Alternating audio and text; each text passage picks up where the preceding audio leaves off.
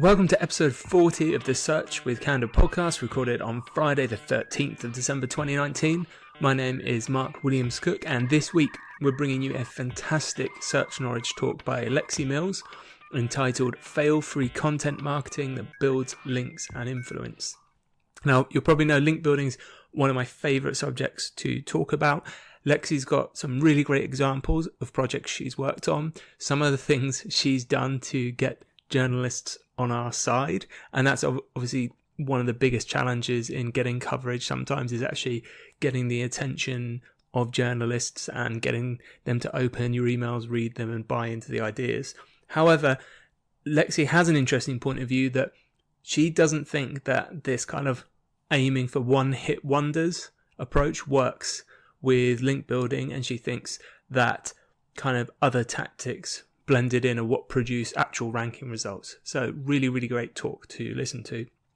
While I'm talking about SearchNorwich, the next SearchNorwich, if you're in the area, is on Wednesday, the 15th of January. So it's a Wednesday. Every other one's been on a Thursday. We're doing it on a Wednesday because we're lucky enough, thanks to Optimizy, who managed to get Elida Solis coming down to Cambridge, Norwich to talk at SearchNorwich about marketplace SEO. Or if you're nearer to Cambridge or want to hear her speak on a different subject, she's going to be talking about SEO for video in Cambridge.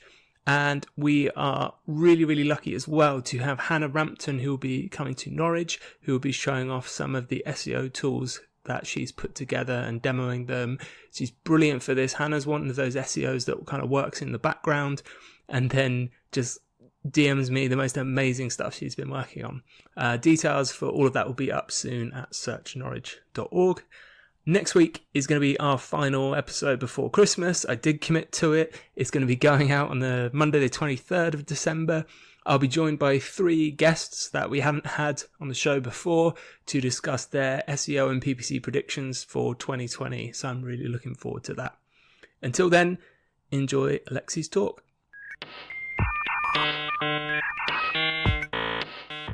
I was really excited to come here because my parents fell in love in Norwich, but they've never taken me here, ever. I had to get a job and then get a speaking gig to get here.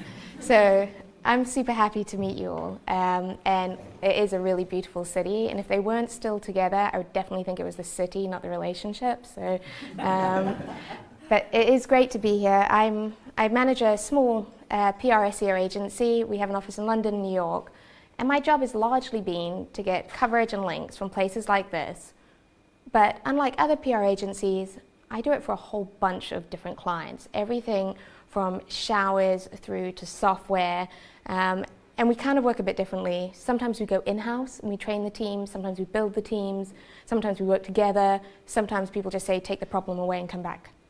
So I kind of know what it's like to be in-house. Agency side, I've done both as well, both on PR and SEO side. So hopefully what I tell you today is helpful. If it's not, I will buy you a drink later. So I'm going to be talking to you about fail-free content marketing that builds links and influence today. And I actually had a little bit of a spaz over this presentation. I built the whole thing and then I freaked out because I wanted to just go through media insights. I wanted to talk about the changes in how consumers behave, what we should be doing in the future. And I was like, but that doesn't feel honest. It doesn't feel like enough. Now, I don't know, have any of you seen the backwards bicycle video before? So the backwards bicycle was created by a guy called Dustin. And if you turn left, it goes right. If you turn right, it goes left.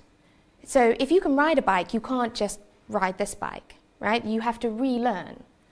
And it kind of struck me, let's see if we can just have a little look at this guy learning to ride his bike. This will definitely put me over time, by the way. Okay, he's going to take too long about it. I'll cut it next time. But it actually takes 8 months to learn how to ride this bike.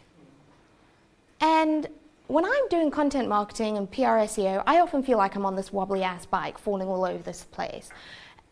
And it does take about 8 months, realistically, to find new solutions, adjust your client contracts, sell differently, and execute them. right? That's not unrealistic in a big or a small firm. But we live in this world of accelerating technology. So this graph here just shows how much technology is going up.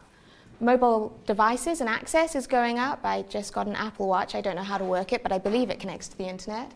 And we have Google using AI and machine learning.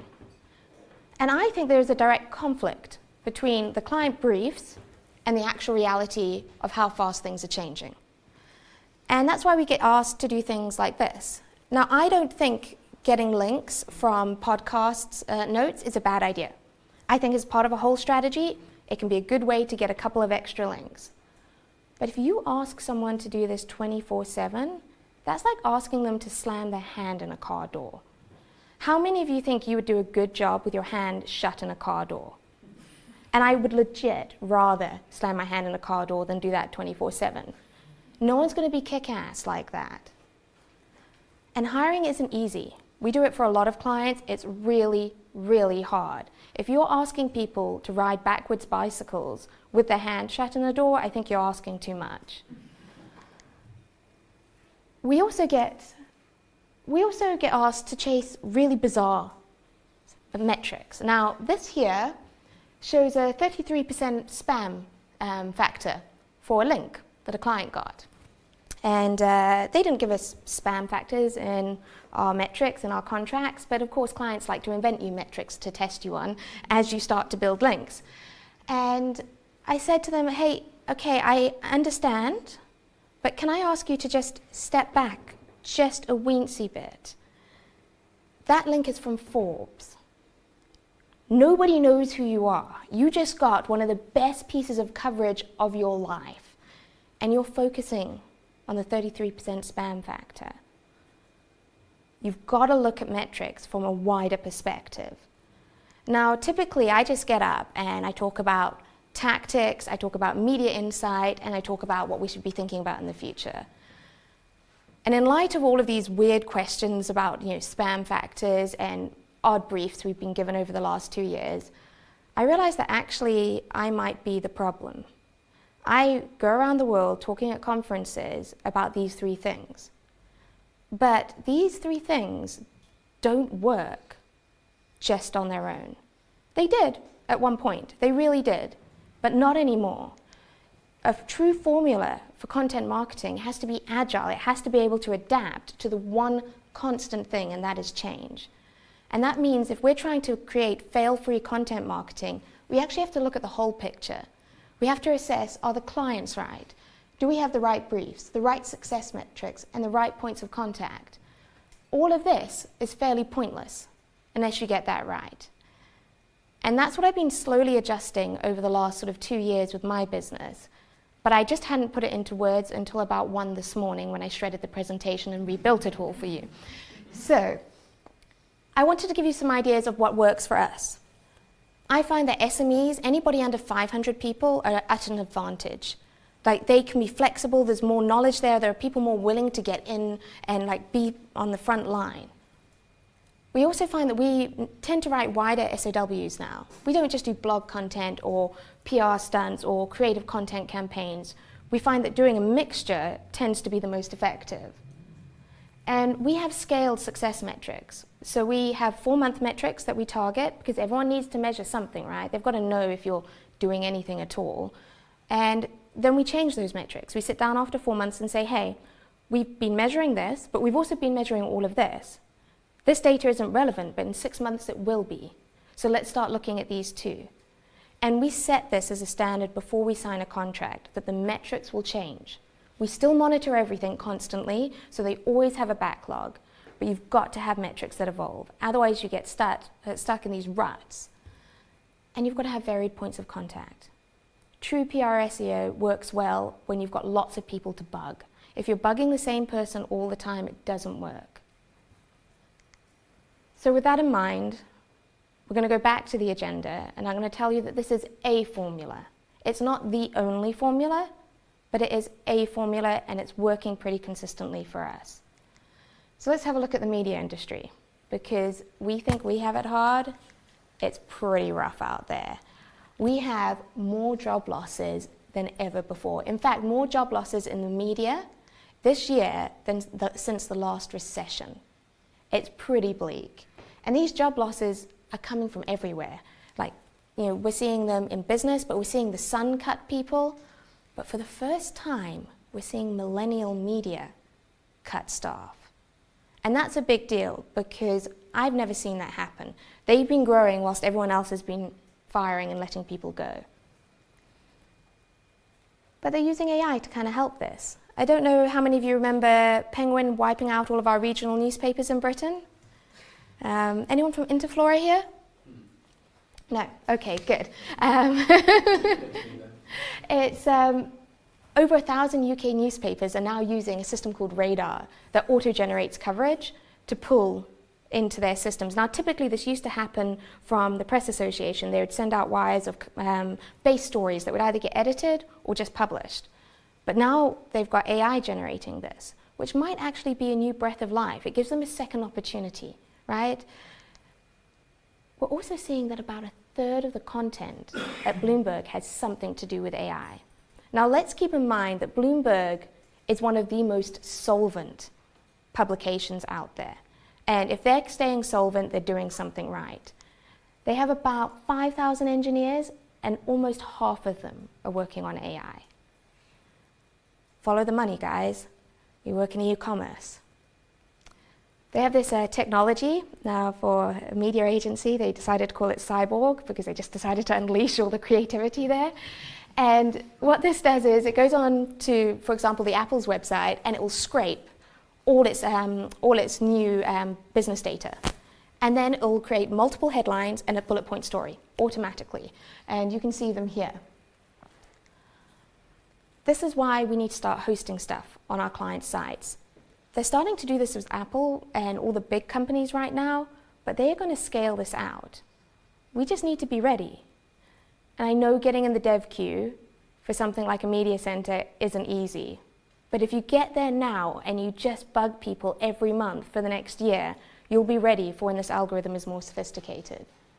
And if you're looking for a really cool newsroom and a nice afternoon, check out NASA's website. NASA has a truly rocking newsroom. This is actually their old site, but what you'll see is that they break everything down into all the news topics, where their releases are, their speeches, their transcripts. AI can be coded for this. There is no way they're not going to start coding for websites that are well structured. This is their new media center, and this was kind of interesting. They've got all the social buttons on it, which they didn't have on the old one. Well, there's a lot of AI that already searches social media. It's being used, they look for things like fired, assassination, and then it triggers alerts to journalists to go and have another look. So it's partly human, partly AI. But if NASA is putting social media buttons on there, I think those two things combined say that this algorithm is going to spread quite far, and we're going to have AI that's going to be scraping social. So we want our newsrooms to be social.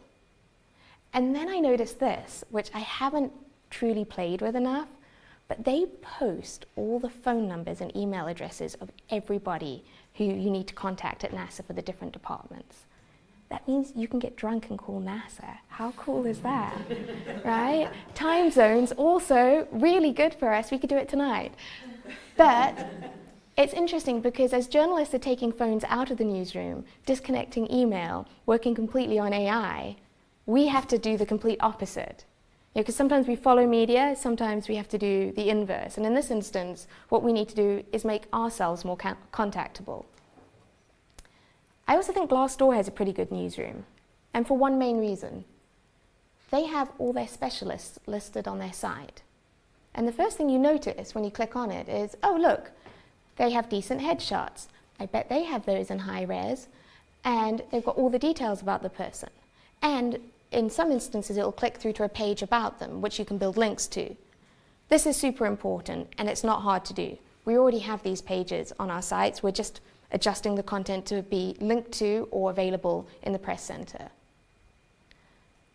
The one thing with AI that kind of blew my mind, and Bloomberg have openly said this, that speed is more important than accuracy. And that's why you see a lot of stories more often now have updated timestamps on them, and sometimes they'll have 2 or 3.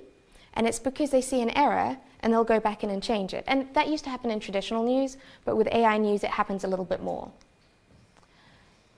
But AI that's designed for speed lacks one thing that gives us as content marketeers a real opportunity: commentary, analysis. That's where we can really win. But we need speed teams in order to do it. And so I was trying to figure this out, and I was like, well, if I never slept, I could monitor everything. Although that's probably doable for a week. But then what I decided to do was to get a bunch of people across the world and just have them constantly monitoring Harrow, Journo Request, all the systems. We have a bunch of paid for and freed ones. And we monitor them for all sorts of things, like the subjects that clients can comment on, things that are relevant to them. And then we immediately, once we've got those through, we email the journalist. Once we see something, the person monitoring it says, hey, we've got the perfect person for you. Here's their name, here's their headshot, here's their bio. That buys us some time. Then one of the journalists on our team crafts a quote, because clients don't like to do that much work. And if you're doing this a lot, it becomes quite a lot of work, and it's a lot easier to edit than it is to write from scratch.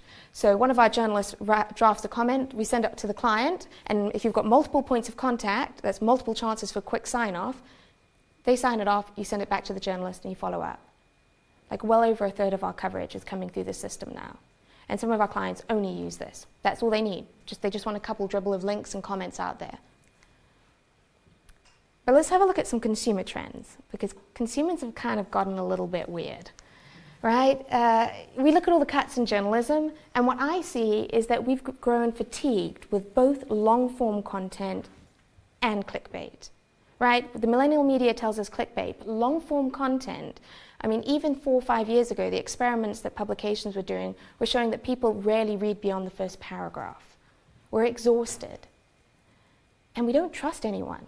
Like, over a third of crypto publications will take money for press articles. And actually, I'm pretty sure that if I was given a mission, I could go out and find someone at every publication that I could pay in some way, shape, or form to put coverage up. We don't trust our media. Now, this is an old study, but it shows that people on Facebook don't click on things they don't like. Kind of obvious, but it means we end up trapped in these sort of bubbles of our own data worlds. And we were doing this unconsciously for quite a long time. But have any of you people heard of the Brexit breakfast app? Or the Snake People app? Let me show you something great. So, you can get a Chrome extension that changes all words of Brexit to breakfast. Now, I like breakfast, pretty sick of Brexit, but you can also, if you're getting a bit sick of millennials, you can use another app that will change the word millennials to snake people. That is great. And it just makes, I can still absorb the news, but I am blocking it out. I'm consciously choosing to do so. We're building tech to filter things out consciously, and we're doing it unconsciously now. And I think it's just because we're so exhausted with repetition of subject matter. And I think this is why we're seeing people like Darren Ravel, he is a sports journalist. And he got paid a big sum of money to go to Action Network and go be one of their journalists, like he does their blog. But it's because people follow him, they trust him. You know, this word influencers gives me the heebie-jeebies, it's a bit like mommy bloggers. But there is a reason for it. We're locking ourselves into these worlds out of choice. And it makes a lot of sense to watch who the people in the hard industries are hiring. Right? And it's not hard. You can just go on all the job websites. You can go on anywhere, any of the Total Jobs, Glassdoor, see who they are hiring. If they're working in gambling, if they're working in toe fungus cream, I guarantee you they're ahead of the curve, because it ain't easy there. So the real question is, how do we respond? We've got all this information, and it's pretty useless unless we know what to do with it. And it is kind of tough. Pretty much everything's broken and constantly moving and constantly breaking. How do we deal with that? Well, the good news is it is possible. This is a client graph from 2018. The blue line, I'm just going to show you with my finger, goes up. This is year-on-year traffic. This was with them getting all their team to do stuff together. And this is a mixture of tech working together. This is tech SEO, content, everybody pulling together social. And there are tools. And the great thing is the market for PR tools, at least, is getting a bit more competitive. I used to be a huge Gorkana fan, and I am still. But Roxhill is just launched, which means they're going to be a little bit more tug of war. We're not going to be at the mercy of Gorkana for their pricing in the same way. And Cision. And Cision actually owns Gorkana, and the two platforms are going to merge, which I'm a bit bleak about because the interface on Gorkana is really lovely, and Cision it's a bit meh. But there's a lot more people out there now. And there are things like Ridley is the new app that we've just started using. Because what we found is that the relationship between when things go in print and when it goes online has slowed down. And this is kind of good, because if there's an error in print, which not that many people read anymore, then you can get it fixed before it goes online. And Ridley is like $9 a month, and you can check all your print coverage. It's so helpful, because I've spent ages waiting for back issues to come through to be able to check it, but then it goes live, and then you have to get an edit after it's live. It's just no fun. Boomerang, you've got to keep hammering down journalists' walls, and Boomerang is good for that. My favorite is BuzzStream. BuzzStream allows you to program sequences. So if this journalist doesn't reply, on Tuesday send him this. If he doesn't reply, send him this, and then this. And then I can go and focus on something else. And presents still kind of work. Now, I'm not saying you should spam people, definitely not. But we had a client who really wanted to be in data center knowledge, like really wanted it. And we just couldn't get hold of them. They just weren't responding. And the American team said to me, Lexi, can the London team help? And I was like, you know what British people do really well? Tea and biscuits. So it's quite expensive to send Fortune & Mason biscuits from London to America, and they take forever because customs investigates them, especially if the tin winds up like a carousel and then plays music. But it eventually got there. We got no thank you, no response other than email this person and make sure you do this, this, and this. That's fine. I didn't need to speak to you any more than that. But we also need Avengers. We're a small company. I can't afford to hire someone in every single country, in every single industry, with every single skill set. But I decided I could probably build a team of these people. So I have a mixture of journalists and PRs that we have on a roster. We do pay them a retainer so that I can get to them when I need to. But it means that I can pick someone who is a specialist in data centers, a specialist in toe fungus, whatever it might be, but someone who really knows their stuff, because low-level quality just doesn't cut it anymore. And this is super helpful. This has upped the quality of the work we do, but it's still not enough. So I decided to go back. I went all the way back, like 10 years in time, and I had a look at what has consistently had an impact on SEO, delivers PR results, and grew revenue. Now, this is one of my first projects. It was for Thompson Travel. We made an infographic. It was animated of how music travels. This got over 2 million views. It says 1,800 links here, but it got more than that. We also launched a solid gold phone for HTC that got global coverage and TV. I made a chocolate bathroom to promote a bathroom suite. I even delivered a fake bathroom, a fake mini bath. Well, it was actually a real mini bath, but it worked better for champagne, to the hospital when Kate was giving birth. And then more recently, I made a robotic handbag that locks shut when your peak spending times, and so that you can't impulse spend, to promote more financial awareness for a client called Finder.com. The thing is, these PR stunts are just getting too hard to do, even with a team of Avengers, even if you've got every part right. And so I started to move into multi-phase launches. And I got the idea from NerdWallet, because they have this credit card debt page, and they update it every year, and they just get crap tons of links, just crap tons. And I was like, oh, it's because they're doing the same thing repeatedly. So I decided that we'd go out and we'd do the cost of Halloween. How much do Americans spend on Halloween? Because it's a lot. And then I was like, that was quite effective. Let's do the cost of Thanksgiving. And then we did how much do people spend on unwanted Christmas presents. And it gave us a list that we could keep building to go out with over and over again. And it got some great results. And then we did the same thing for a client called Syndicate Room. They had a report they'd done a few years ago, and we just updated it, went out to the same people and a few more. And it works. It is better than going for the one-hit wonder. And then more recently, we work with Wistia, and they launched 110-100, which is where they spent 1,000, 10,000, and 100,000 on an advert. And then release them into the wild to see which ones would perform the best, right? Do you need to spend money in order to compete? And it did pretty well, right? The first launch went pretty well. And then they decided to do a showing at Brighton SEO. And they wanted us to get journalists down. But this is like 6 months later, right? You know, the whole thing about news is it's usually new. But we did it. But we didn't do it through any sordid tactics. We did it because we recognized something. We stood back and looked at the bigger picture. And what I realized was there was this hotel that I remembered in Brighton. It's called the Pelly Rocco. If you ever go to Brighton SEO, I highly recommend it. Firstly, it has the latest night bar in the whole of Brighton. I started my career in nightlife, and I can tell you that for sure. It is always open. But it also has these really cool themed rooms. And it's not super expensive. So I just booked half the hotel out. And then I messaged all the journalists that I knew wanted to come to Brighton SEO, but typically work in Manchester, have to wake up at like 6 in the morning and trek all the way to Brighton SEO and feel like rubbish all day and then get the last train home. I was like, we'll cover your hotel room. Because I knew I could sit and sell them in loads of stuff because the bar's going to be open late and I know exactly where they're going to be. And it worked. In fact, we got some really lovely tweets. You know, for the first time ever, I'm down the day before Brighton SEO and staying at a hotel. Thank you. It was just recognizing what they needed. And we specifically targeted journalists that hadn't covered 110, 100 before. And so it made a lot more sense. It's a long-term investment. These are still journalists covering our future news. But when I look back over all of these campaigns, the thing that I really battled with, and I've never really wanted to say publicly, is I cannot categorically say that any of these changed rankings.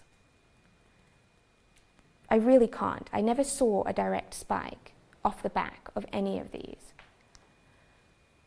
I don't think one-hit wonder campaigns do that. I'm not saying they shouldn't be part of the mix, but if it's the option of having a one-hit wonder or a mix of other activities, I would go with the mix.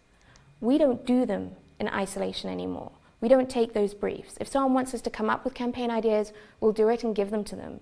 But I will not launch a one-hit wonder campaign because I don't believe that it can be risk-free. I don't believe that it's going to make the client happy, and I don't believe that they, in isolation, change rankings. I could be proven to be wrong. I've only been in the industry 5-10 years, and I don't have all the metrics for every single project, and you don't ever really know because so much is going on. But it is too high risk. And it's hard on teams, and it's hard on client relationships. And breaking up with your SEOs is hard. Like, you don't want to do that unless you have to. So we've gone for a lot more of a drumbeat type approach. We always start off with trade and business press, and then we go to consumer. And there's a reason for this. So when you do trade and business, the consumer press become more aware of you. So when you ring them, they know who you are. We also go local and international, because that's the link part, right? If you're going local and international, you can get loads of links and you can still influence brand.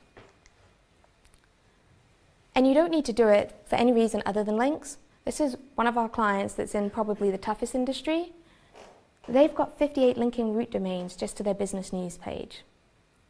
They're a consumer-facing brand. Those 58 linking root domains do not hurt, I promise. They only help, and they're consistently flowing in.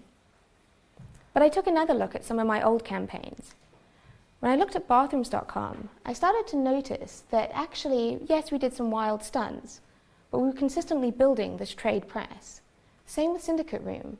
And even when I go 5-6 years back to a client called Zappa. And then I've been doing this weird metric thing. Okay, it's not science, but it's better than anything else I've come up with in the last 5 years. I take the amount of links the client has and I divide it by domain points, right? And I've been doing this for 5, 6, maybe even 10 years now. Across all campaigns where we have done business and trade consistently, we have to build half the amount of links to move domain authority. And I've tracked this over 6 to 12 months across all clients. I'm not saying this is an absolute certainty. I'm certainly not saying the maths is rock solid. But I do think there might be something to trade and business press and the way that Google sees it. And maybe it's not just about doing it to get yourself known to the consumer journalists and to get the consumer press to reach your consumers, but maybe it's actually doing a different type of PR to Google. So we've gone through everything except for the future, and I'm a little bit over time, but bear with me. Right now, the whole internet is pretty much the Wild West, right? We have a couple of silly laws that come in place, like the cookie law. I mean, that was pretty stupid, let's be honest. GDPR, what a pain in the ass was that, right? And these problems are breeding like bunnies. You know, all I can think about GDPR is, why didn't we have this 10 years ago? I was getting emails for Viagra when I was 7. This was clearly a problem, right? We need to start thinking ahead. It's so much easier to prepare ahead of these laws than to implement them retrospectively, and it's boring to do as well. And it's not, reactive policy just doesn't make any sense. It's dangerous. If you look at Facebook shares when Mark Zuckerberg is testifying, you can see that it is not good for business. So whether you do it out of a moral obligation for yourself and for clients, you should be doing it for a business reason for them as well. Because this isn't going away. This little graph over here has a circle about that big of people who it doesn't surprise if that their data is abused. And a little spot of people who think maybe their data isn't abused, right?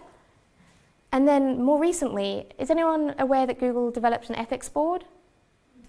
Anyone know how long it lasted? It made it a week.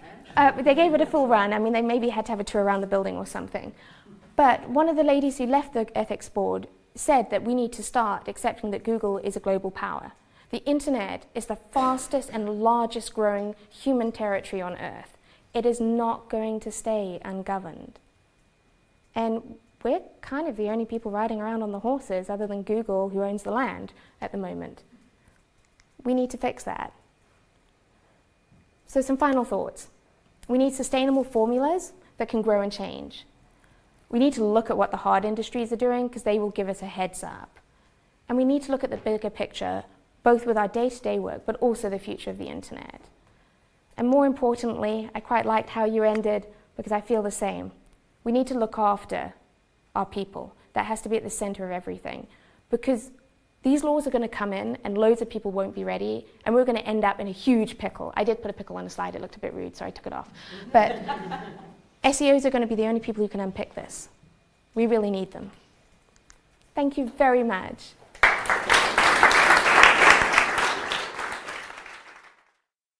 So that was Lexi Mills. You can get all of the show notes for this episode, along with Lexi's presentation and the video of her presenting this talk, at search.withcandor.co.uk. I hope you all have a great week, and I hope you'll tune in next week for our final episode before the Christmas break.